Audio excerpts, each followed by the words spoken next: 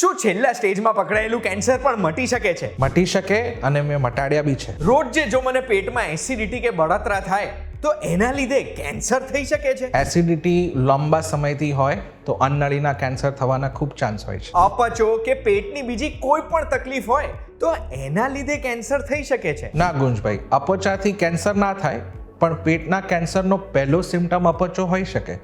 તો અપચો અગર અઠવાડિયાથી વધારે હોય તો ડૉક્ટરને જરૂર મળવું. સિગરેટ કે તમાકુના લીધે કેન્સર થાય છે એ તો ખબર છે, પણ શું કેન્સર વારસાગત થઈ શકે છે? ગુંજભાઈ, વારસામાં પ્રોપર્ટી મળી શકે, દેવ મળી શકે, તો કેન્સર બી મળી શકે. એક વખત કેન્સરનું નિદાન થઈ જાય એના પછી કીમોથેરાપી, સર્જરી કે પછી રેડિયેશન કરવું જ પડે? મોટા ભાગના કેન્સરમાં કીમોથેરાપી, ઓપરેશન કે રેડિયેશન લેવું પડે, પણ જો તમારા કેન્સરમાં MSI હાઈ હોય તો ખાલી ઇમ્યુનોથેરાપીથી મટી શકે. ઇમ્યુનોથેરાપી? આ ઇમ્યુનોથેરાપીથી કેન્સર કઈ રીતે મટે? ગુંજભાઈ, આના માટે તો આખો આપણે વિડીયો જોવો પડશે, જેમાં આપણે વિસ્તારમાં MSI વિશે ચર્ચા કરીશું.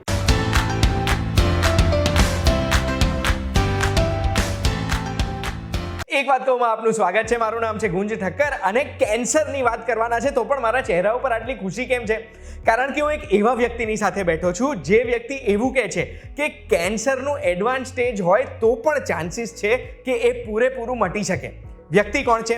તો એ વ્યક્તિ છે ડૉક્ટર વિરાજ લવિંગિયાજી. Thank you so much sir, તમે સમય આપ્યો છે. ડિપાર્ટમેન્ટ ઓફ ઓન્કોલોજીના હેડ છે શેલ્બી હોસ્પિટલ્સમાં doctor Viraj Lavingiya. Shelby hospital જે વેસ્ટર્ન ઇન્ડિયાની સૌથી મોટી હોસ્પિટલ ચેનમાંથી એક છે, જેના 11 શહેરોમાં 15 હોસ્પિટલ છે.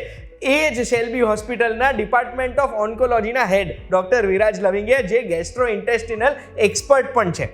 હવે એમને આજે કેન્સરના જે હું પ્રશ્ન પૂછવાનો છું ને એની શરૂઆત પહેલા પ્રશ્નથી કરીશ. સર, પ્રશ્ન એ જ છે કે ભારતમાં જે લોકોને કેન્સર થાય છે એના સૌથી મુખ્ય કારણ કયા કયા છે? સો ગુંજભાઈ, ધારો કે 100 કેન્સર થતા હોય તો એમાંથી 50%ના કેન્સર કેમ થાય છે આપણને ખબર જ નથી. બીજા 50%માં અડધા લોકોને તંબાકુ is the commonest cancer in India. Second common જે આપણે આજકાલ જોઈએ છે is the lifestyle changes, obesity, junk food eating. એનાથી પેટના અને આંતરડાના કેન્સર વધે છે. અને સ્મોલ પ્રપોર્શન ઓફ પેશન્ટ્સને આનુવંશિક કેન્સર હોય છે, જેના વિશે આજે આપણે ઊંડામાં ચર્ચા કરીશું. સર, બસ મારો નેક્સ્ટ પ્રશ્ન એ જ છે આનુવંશિક કેન્સરના વિશે, કે આ કેન્સર એક પેઢીમાંથી બીજી પેઢીમાં આવી શકે એ મને આજે ખબર પડી. એ કઈ રીતે હોય છે એના વિશે વધુ માહિતી આપશો? જરૂર. સો 5 થી 10%ના જનરલી કેન્સર્સ આનુવંશિક હોઈ શકે છે, પણ ડિફરન્ટ ઓર્ગનમાં ડિફરન્ટ રેટ્સ હોય. ધારો કે સ્તનના કેન્સર ઓલમોસ્ટ 10 થી 15%માં આનુવંશિક હોઈ શકે. અંડકોશ કાં તો ગર્ભાશયમાં ઓલમોસ્ટ 20 થી 25% આનુવંશિક હોઈ શકે. આંતરડામાં 10 થી 15%ના કેન્સર આનુવંશિક હોઈ શકે. આનુવંશિક કેન્સર 2 પ્રકારના હોય. એક એવો પ્રકાર છે જેમાં કહેવાય BRCA, BRCA અને MSI, જેના માટે આપણી પાસે દવા છે કે એને આપણે આગળ સુધારી શકીએ છીએ. There are other hereditary cancers જે આપણને જ્ઞાન તો આપે કે આપણને કેન્સર થશે, પણ એમાંથી આપણે કોઈ ટ્રીટમેન્ટ નહીં કરી શકીએ. એટલે એ દર્દીઓને જેને હજુ સુધી કેન્સર નથી થયું પણ આનુવંશિક ટેસ્ટ પોઝિટિવ આવે તો એ માણસ બિચારા ડિપ્રેશનમાં જીવવું પડે છે, કારણ કે વી કાન્ટ ડુ એનીથિંગ. સો એવા ટેસ્ટ અમે સજેસ્ટ કરતા નથી. પછી સર, સ્ટાર્ટિંગમાં તમે એવું કીધું હતું કે એન્ડ સ્ટેજ કેન્સર હોય, લાસ્ટ સ્ટેજ કેન્સર હોય, એના દર્દીઓ પણ ઠીક થઈ શકે છે. એ કઈ રીતે થતા હોય છે? એક MSI નામનો રિપોર્ટ હોય છે જેને કહેવાય માઇક્રોસેટેલાઇટ ઇન્સ્ટેબિલિટી. ટૂંકમાં કહું તો તમારા જીનોમ્સમાં કોઈ ઉથલપાથલ થવી. 5 થી 10%માં હરેક કેન્સરમાં, મોઢાથી લઈને પગ સુધીના કેન્સરમાં આ વસ્તુ થઈ શકે છે. અગર આ વસ્તુ હોય તો એના 2 પહેલું છે. એક તો એ આનુવંશિક હોઈ શકે, અને બીજું એના અગેન્સ્ટ આપણી પાસે એક દવા છે જેનું નામ છે immunotherapy. A even in advance સ્ટેજમાં કમ્પ્લીટલી કેન્સરને મટાડી શકે છે. સર, આ MSI અને ઇમ્યુનોથેરાપીનો સક્સેસ રેશિયો શું હોય, કે કેટલા દર્દીઓને કરે તો કેટલા દર્દીઓમાં કેન્સર મટી જાય છે? MSI હોય તો અર્લી સ્ટેજમાં 100%ના કેન્સર મટી જાય છે. આવું આપણે ઇતિહાસમાં કેન્સર વિશે કોઈ દિવસ બોલી નહોતા શક્યા, but first time last year 2022માં એક ડ્રગ આવી હતી, ડોસ્ટારલિમેબ, જેણે 100%ના આંતરડાના કેન્સરને મટાડી દીધું હતું, without operation, without radiation, without chemotherapy. એટલે this is a real novel phenomenon for cancer care. Sir, એટલે આ MSI પોઝિટિવ આવે છે, MSI હાઈ આવે છે, તો એવા સંજોગોમાં ઇમ્યુનોથેરાપીથી કોઈ પણ ટાઈપનું કેન્સર 100% ક્યોર થઈ જાય? જરૂર.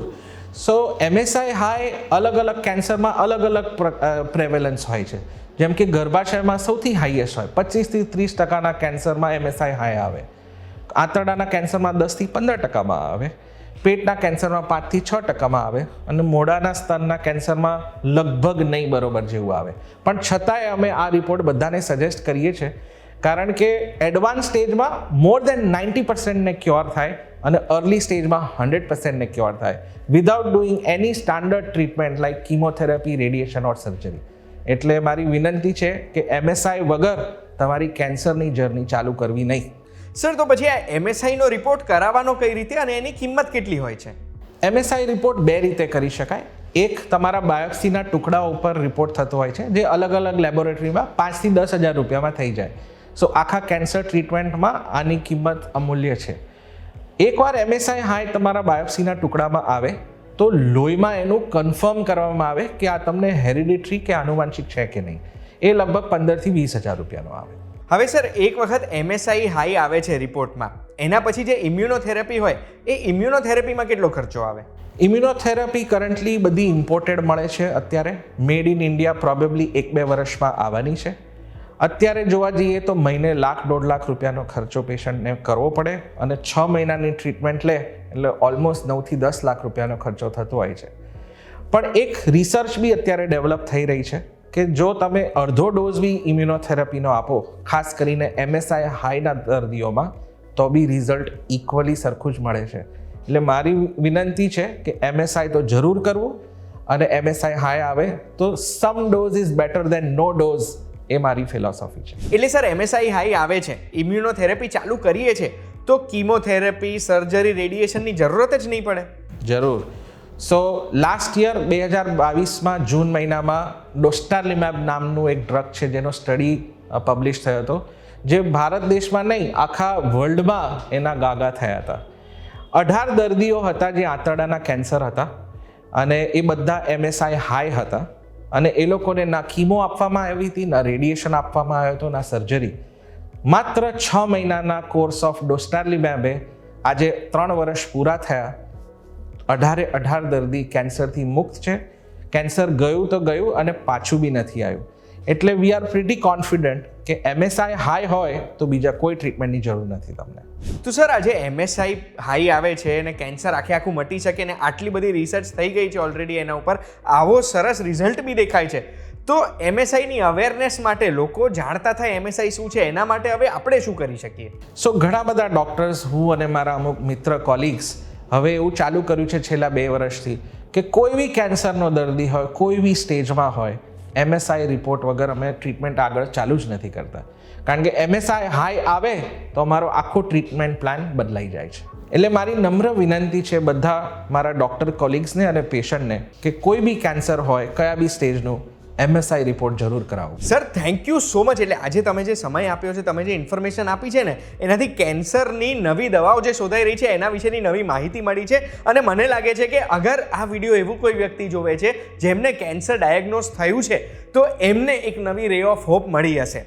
આ MSI કે ઇમ્યુનોથેરાપી વિશે તમે કોઈ પણ પ્રશ્ન મને પૂછવા માંગો છો, સરને પૂછવા માંગો છો, તો કમેન્ટમાં પૂછજો. સર સુધી પહોંચાડવાની જવાબદારી મારી.